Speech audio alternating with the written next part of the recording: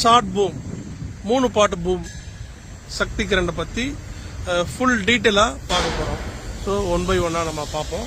இப்போ பூம்லேருந்து நம்ம ஸ்டார்ட் பண்ணுவோம். பாருங்க, இதில் 15 டன்னு 36 அடி பூம்பு 3 பார்ட் பூம்பு. பாருங்க, 3 பார்ட் பூம் இதில் கொடுத்துருக்காங்க. முதல்ல மதர் பூம் பார்ப்போம். மெயின் பூம் மதர் பூமு இதில் கொடுத்துருக்காங்க. பாருங்க, இது மதர் பூமு.